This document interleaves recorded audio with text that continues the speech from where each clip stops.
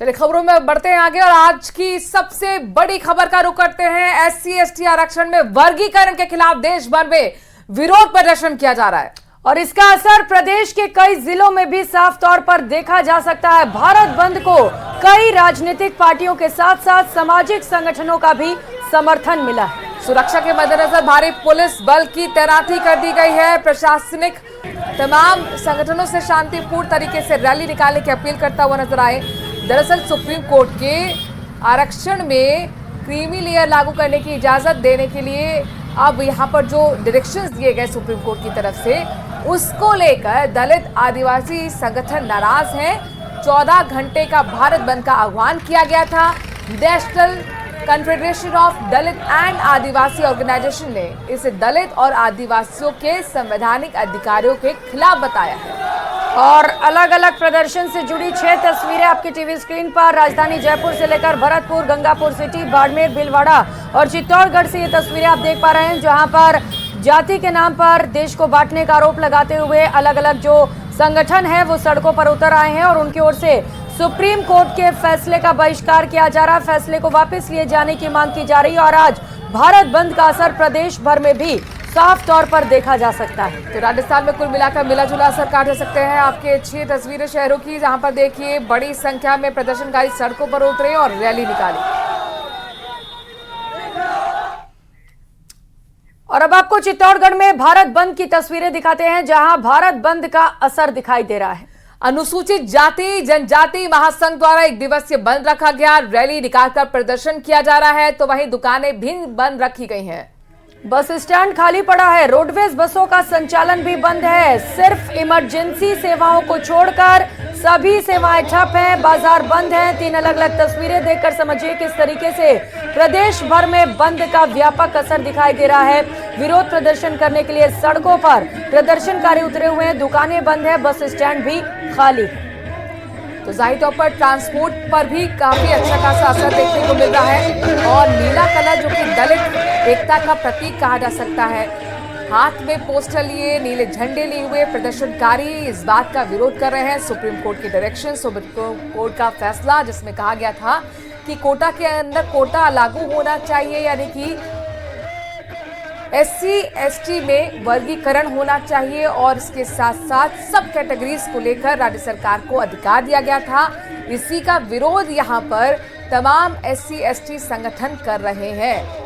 हालांकि कई संगठन ऐसे भी हैं जिन्होंने इस विरोध से खुद को दूर रखा है। वाल्मीकि समाज से लेकर कई ऐसे संगठन हैं अलग अलग, जिनका कहना है कि सुप्रीम कोर्ट का फैसला स्वागत योग्य है और इस फैसले का वो सम्मान करते हैं। लेकिन कई संगठन ऐसे हैं जो सुप्रीम कोर्ट के फैसले का बहिष्कार कर रहे हैं और इसी को लेकर आज भारत बंद रखा गया है, जिसके चलते स्कूल कॉलेज से लेकर रोडवेज जो बसें हैं उनके पहिए भी थम से गए हैं।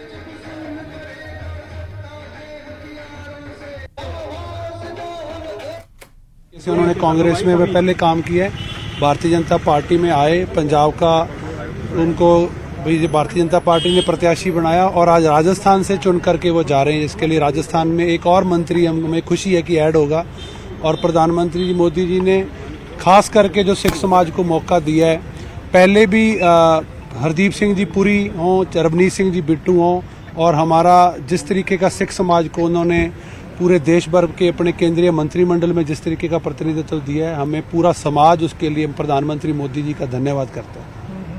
लेकिन क्या समाज में बीजेपी की स्वीकार्यता बढ़ेगी क्या? पंजाब में क्या सरकार बिल्कुल स्वीकार्यता सिख समाज में पहले से ही है। अगर आप रिसेंटली अभी पार्लियामेंट का चुनाव पंजाब में देखें तो पिछले साल के कंपैरेटिवली पिछले चुनाव में जहां 6% वोट बीजेपी को आया था, अभी 18% वोट आया। 1 महीने तक हम भी वहां पंजाब पटियाला में थे। डे बाय डे बीजेपी वहां प्रोग्रेस कर रही है। इससे पहले हम अलायंस में लड़ते थे, अब जैसे हम इंडिपेंडेंट लड़ रहे हैं तो रुझान डे बाय डे बढ़ रहे हैं। पहले हमारी तो आपको बता दें कि प्रस्तावक खुद मुख्यमंत्री भजनलाल शर्मा थे जब रवनीत सिंह बिट्टू ने राज्यसभा उम्मीदवार के तौर पर आज पर्चा दाखिल किया। लगातार तस्वीरें आ रही हैं, रिएक्शंस आ रहे हैं, आप तक पहुंचाते रहेंगे। बहरहाल खबरों में आगे बढ़ते हुए जयपुर का ही रुख कर रहे हैं। बड़ी खबर, सांगानेर में अपहरण का मामले का पर्दाफाश हो गया है। मामले को लेकर पुलिस को बड़ी सफलता हाथ लगी है। 12 साल के दिलखुश को पुलिस ने दस्तयाब किया है। कर्जा उतारने के लिए परिचित ने ही साजिश रची थी। पुलिस ने आरोपी और उसके साथी को अरेस्ट कर लिया है। तो बड़ा पर्दाफाश इस साजिश का। विष्णु हमारे संवाददाता इस खबर पर ज्यादा जानकारी के साथ जुड़ गए। विष्णु, ये किडनैपिंग का जो ये पूरा मामला था, इसमें रिश्तेदार ही थे, कैसे आखिरकार इस सुराग तक पहुंची पुलिस? देखिए, कल सांगनेर से थाने से करीब 10 किलोमीटर दूर एक गांव में एक 12 साल के दिलखुश मीणा का अपहरण हुआ था। एक स्विफ्ट गाड़ी में आए सवार 3 से 4 बदमाशों ने अपहरण को किया और उसके बाद पुलिस ने कार नंबरों के आधार पर तलाशी की। वहीं पर जो परिवार था बच्चे का, उससे कुछ लोगों पर संदेह जताया था। उसमें ये जो आरोपी है उसका नाम भी इसमें शामिल था, जिसका नाम सचिन मीणा है। और सचिन मीणा ने अब तक की पड़ताल में ये सामने है कि सचिन मीणा के ऊपर काफी कर्ज था और कर्ज के चक्कर में, चूंकि जो बच्चा है दिलखुश मीणा, उसके पिताजी रेलवे में काम करते हैं, ऐसे में मोटी रकम हासिल करने के लिए फिरौती के चक्कर में इसने बच्चे का अपहरण किया और अपहरण करने के बाद में उसे जयपुर आगरा रोड पर कानोता इलाके में ले गया। वहां पर किराए के कमरे में बांसको जो गांव है वहां पर एक किराए के मकान में ले जाकर के वहां कमरे में बंधक बना लिया, उसके हाथ पर बांध दिए, मुंह पर टेप लगा दी। लेकिन पुलिस ने तकनीकी आधार, परिजनों के संदेह के आधार पर पीछा करते हुए सचिन मीणा को ट्रैक किया। साथ में सचिन के साथी अशोक मीणा को भी पुलिस ने गिरफ्तार कर लिया और पूरी घटना की वजह सचिन ने ये बताई है कि आर्थिक रूप से काफी कंगाल था। कर्ज उतारने के चक्कर में पिता से फिरौती वसूलने के लिए उसने दिलखुश मीणा को किडनैप किया था।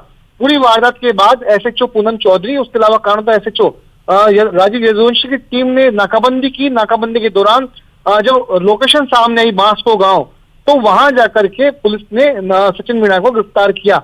एक बात और सामने आई कि सचिन मीणा ने बच्चे का अपहरण करने के बाद उसके ऊपर शक न हो, ऐसे में उसके परिजनों से लगातार संपर्क जारी रखा, मोबाइल से फोन किए और बच्चे के बारे में पूछता रहा।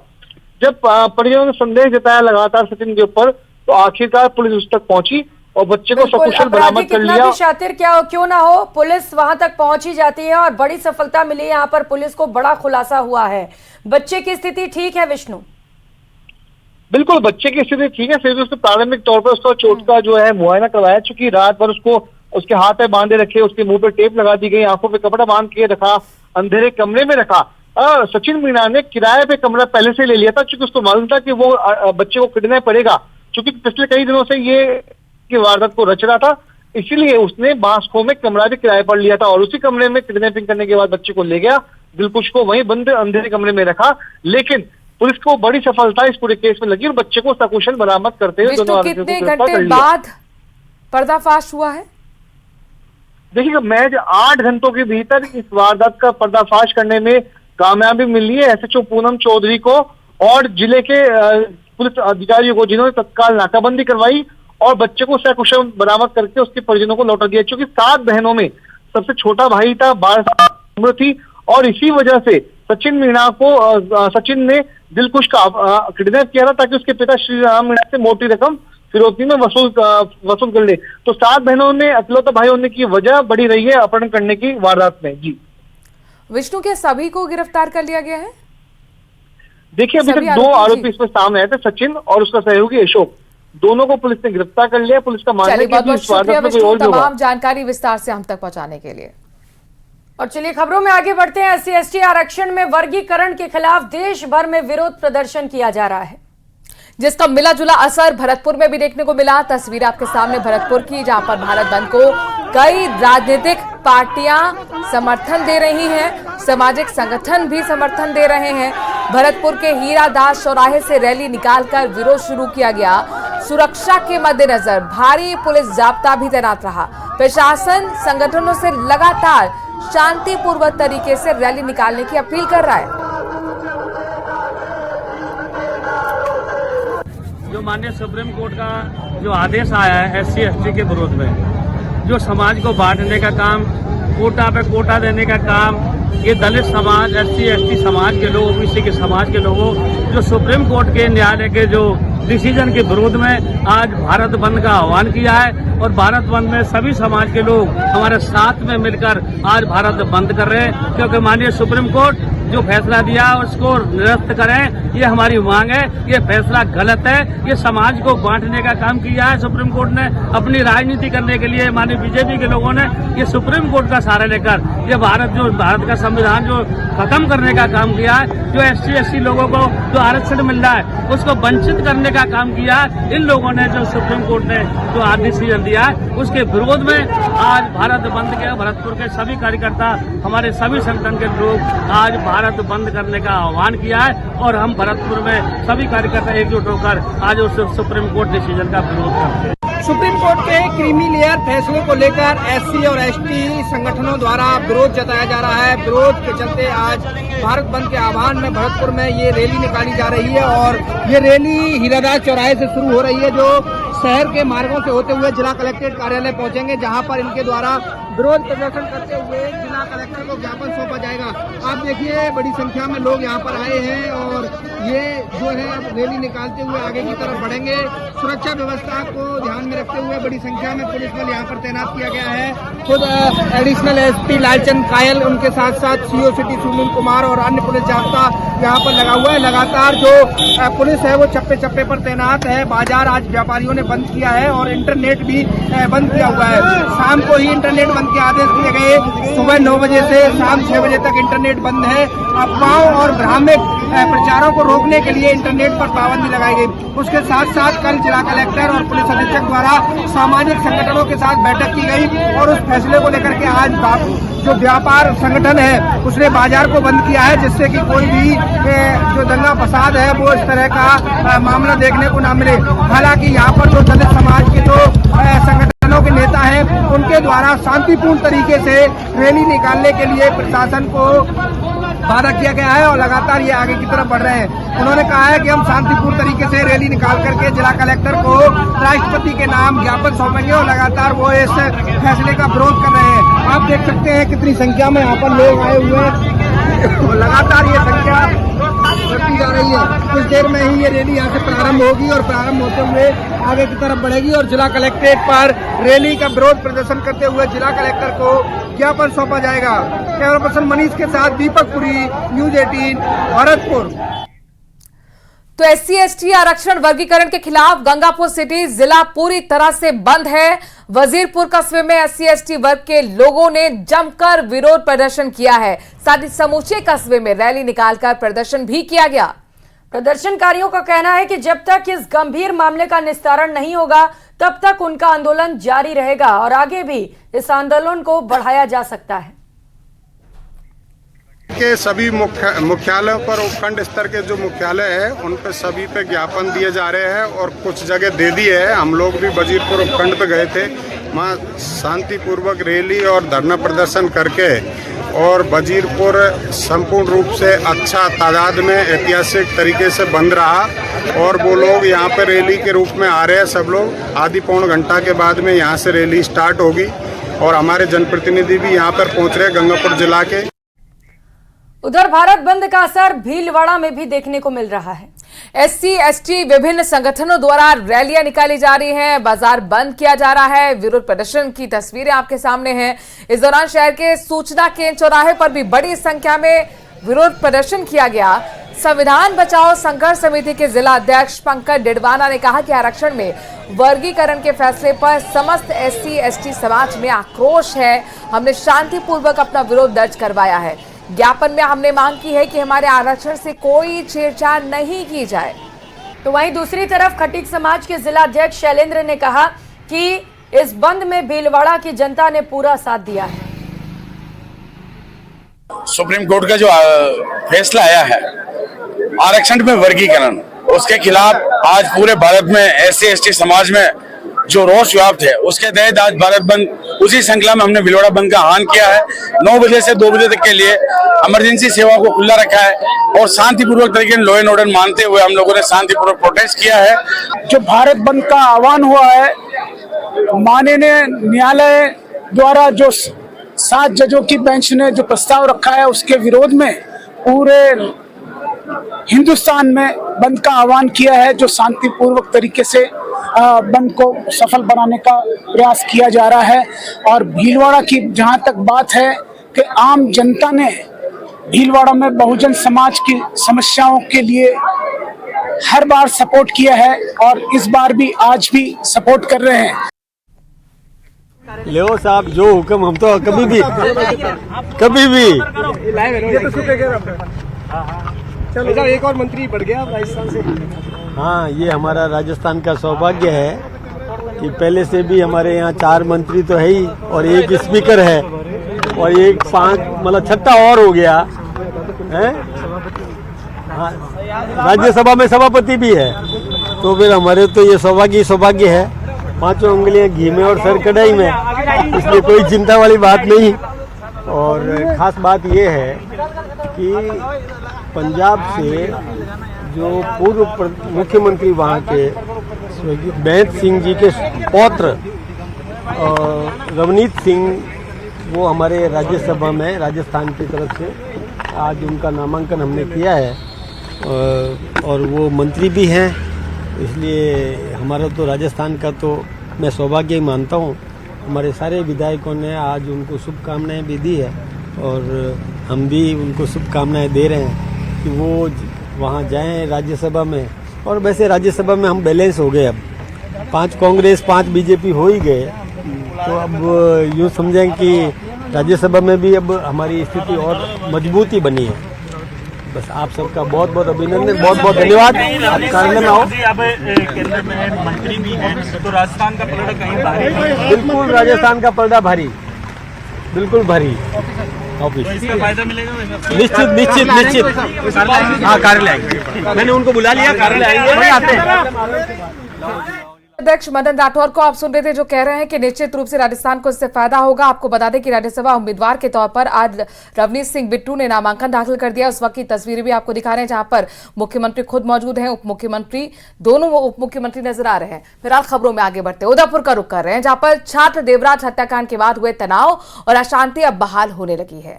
जनजीवन एक बार फिर से पटरी पर लौटने लगा है। जिला प्रशासन ने कल ही स्कूल कॉलेज खोलने के आदेश जारी किए थे, और ऐसे में आज कई स्कूल कॉलेज खुले हैं, लेकिन भारत बंद के चलते, सुरक्षा के चलते कई स्कूलों में आज भी छुट्टी रखी गई है। तो वहीं मार्केट में भी कई दुकानें बंद हैं, तो कई जगहों पर खुली भी हैं। पुलिस प्रशासन हालांकि पूरी तरह से अलर्ट मोड पर है। लेक सिटी में इंटरनेट आज दोपहर 2 बजे तक बंद रखा गया है, और आगे स्थिति को रिव्यू करने के बाद फैसला लिया जाएगा। देवराज हत्याकांड के बाद अब पूरी तरह से माहौल शांतिपूर्ण बन गया है।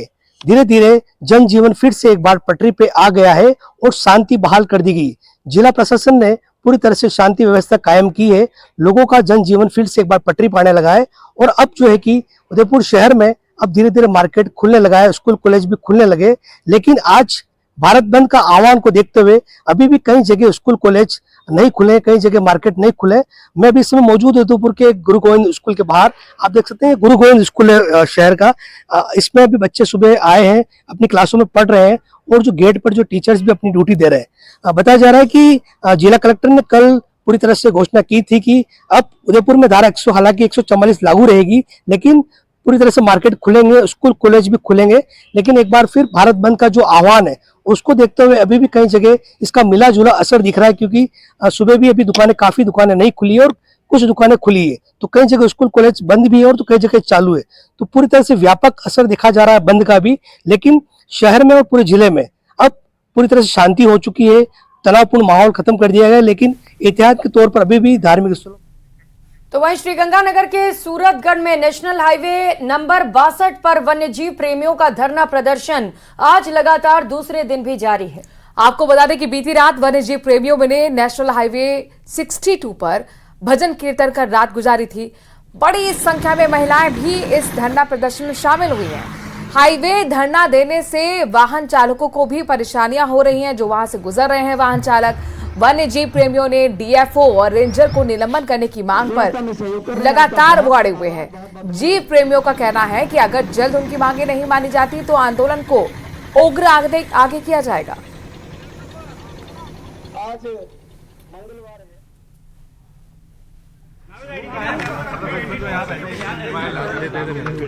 अरे यार बाबूलाल इधर से ले रहे हो आप यार, गलत है यार, यहीं से घुसा देते हो आप यार।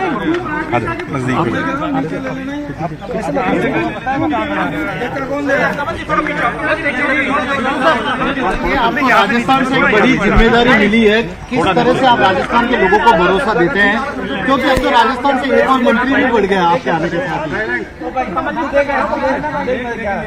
आराम से थोड़ा सा जी भाई साहब दोबारा कर बोल। हाँ बोलिए सर, आप बड़ी जिम्मेदारी किस तरह से देखते हैं, क्योंकि राजस्थान को अब एक और नया मंत्री भी मिलने जा रहा है केंद्र से।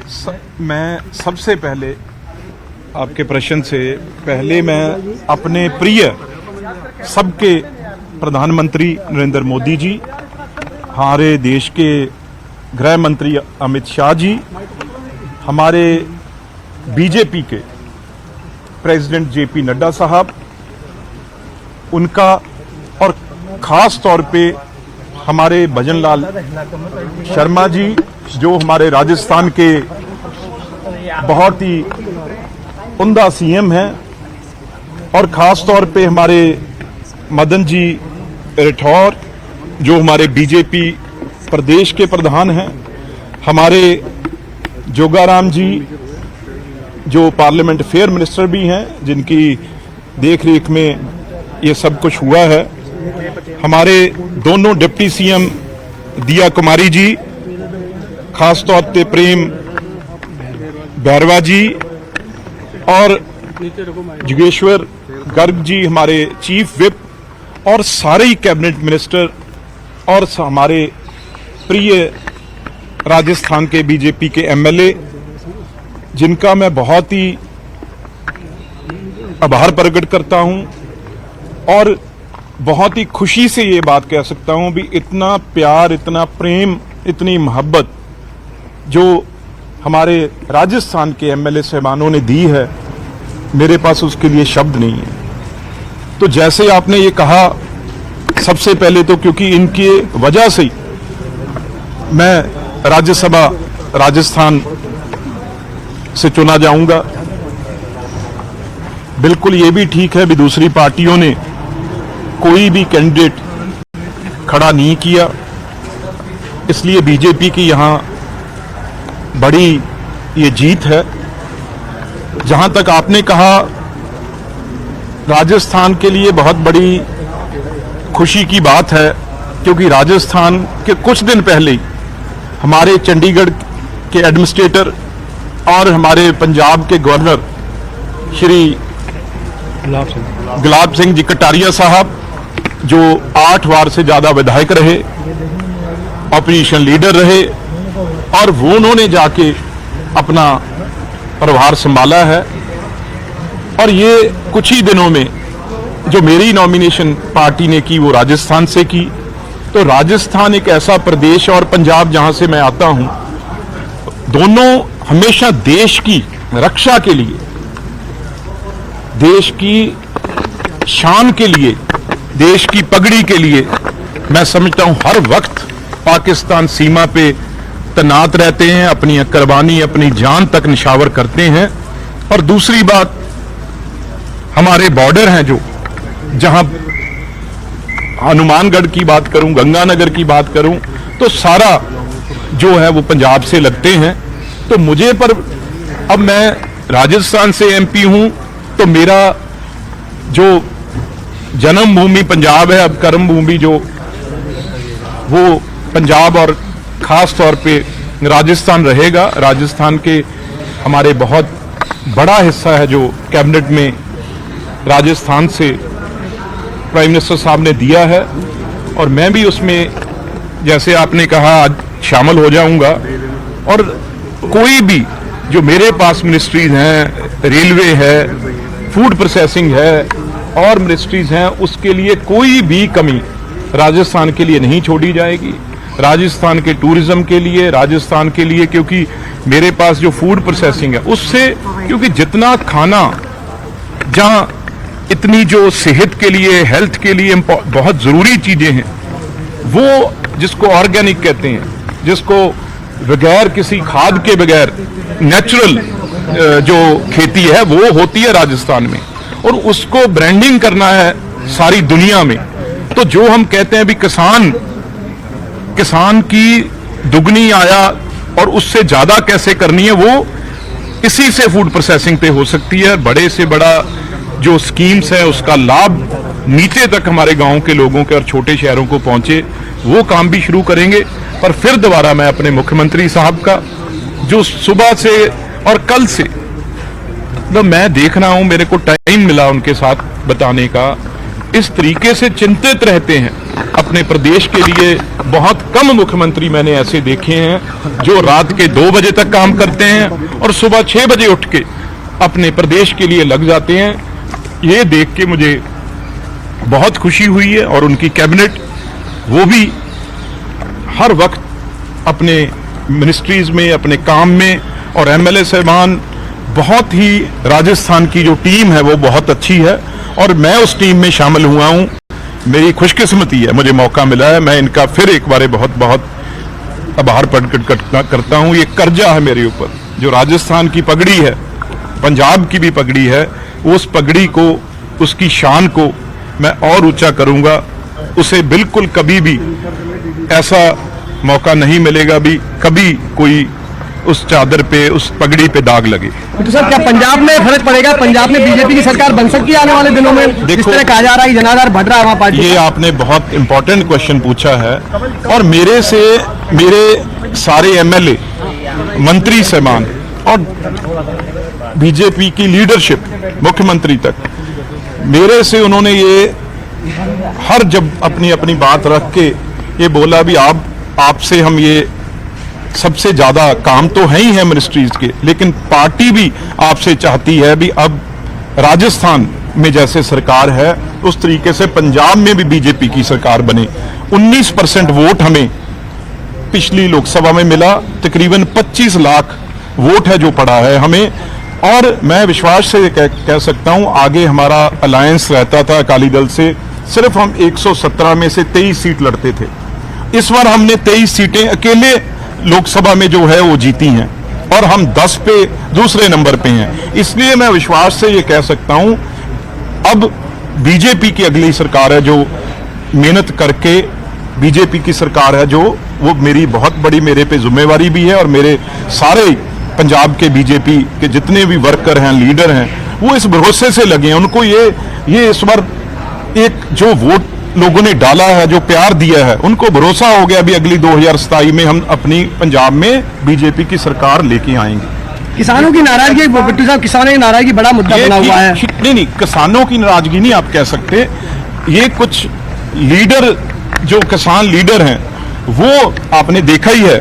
पहले तो वो कहते थे हम किसी के साथ नहीं है, पर अब वो सब लीडरशिप, जो राहुल गांधी को, आप एक बात सुनिए, मैं एक स्पष्ट कहना चाहता हूं। आप कहते थे भी हमें जी बीजेपी सरकार आगे नहीं आने देती, हमें रोक के रखती है। ये संगठन थे जो, किसान ने, किसान को कहां टाइम है यार, खेत से वो अपना ट्रैक्टर चलाता है, मोटर चलाता है, उसे काम है।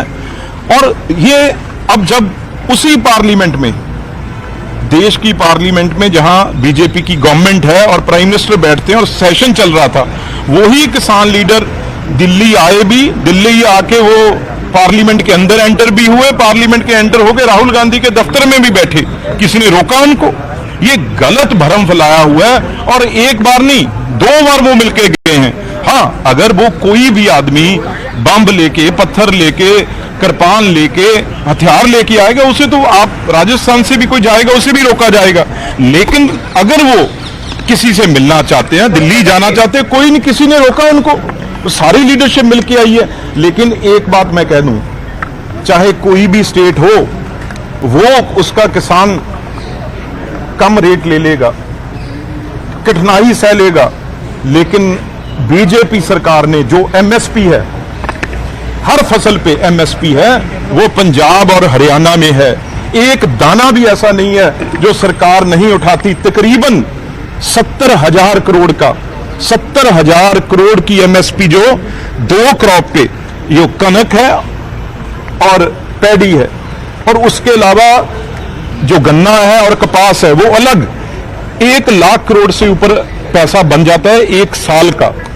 तो ये चीज किसान लीडर हैं जो, वो बिल्कुल गुमराह कर रहे हैं। आज पंजाब में ये हालात हैं सरकार के। गडकरी साहब ने लेटर लिखी, कोई नेशनल हाईवे है, कोई एयरपोर्ट है, कोई भी ट्रैक है रेलवे का, एक भी इंच कोई चीज बनने नहीं देते, ब्लैकमेल कर रहे हैं सबको। जो किसान है वो जमीन देने को तैयार है, लेकिन जो चंद ये लीडर हैं ये रोक के, अब भाई नेशनल जो प्रोजेक्ट बनने हैं उससे पंजाब का फायदा ही होगा, और वो प्रोजेक्ट भी उन्होंने रोके हुए हैं। इसलिए आज पंजाब का किसान जान चुका है। आप और देखना, ये हरियाणा के रिजल्ट भी आ जाएंगे। अब देखना कैसे दोबारा हमारी वहां भी जीत होगी, और उसके बाद पंजाब में भी किसान, ये गलतफहमी में राजस्थान में मीडिया को भी और लोगों को भी आपके इस बार बताना चाहता हूं, बिल्कुल किसान नहीं, ये सिर्फ किसान लीडर हैं जिनको बाहर से पैसा आता है, बाहर से फंडिंग होती है, वो लोग ये सब खराबा जो कर रहे हैं। लोग इतने तंग हैं सड़कों से, बिजनेस फेल हो चुका है, लोग फैक्ट्रियां बंद करके जा चुके हैं। ये हालात तो पंजाब में इन्होंने किए हुए हैं। इसलिए ये मैसेज है जो बिल्कुल गलत है। भी किसान नाराज हैं, किसान बिल्कुल खुश हैं, लेकिन किसान लीडर हैं वो अपना पेट भरने के लिए ये सारा वो प्रोपेगेंडा चला रहे हैं। धन्यवाद, बहुत बहुत सबको धन्यवाद। लो सर, सही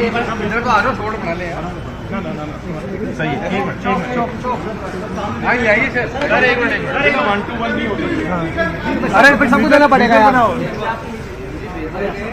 अरे भी वो हम भी लेंगे, सब लेना पड़ेगा, सबको लेना पड़ेगा। तो राज्यसभा के उम्मीदवार के तौर पर नामांकन दाखिल करने के बाद पहली बार मीडिया से मुखातिब होते हुए आप सुन रहे हैं रवनीत सिंह बिट्टू को, जिन्होंने कई मुद्दों पर बेबाक अपनी बात रखी है और विक्ट्री साइन दिखाते हुए। अविनाश गहलोत भी यहाँ पर दिख रहे हैं, तमाम मंत्रियों के साथ जोगाराम पटेल भी यहाँ पर नजर आ रहे हैं और विक्ट्री साइन के साथ मुस्कुराते हुए वो अंदर जा रहे हैं। जाहिर तौर पर आज खास दिन है बीजेपी के लिए और रवनीत सिंह बिट्टू के लिए।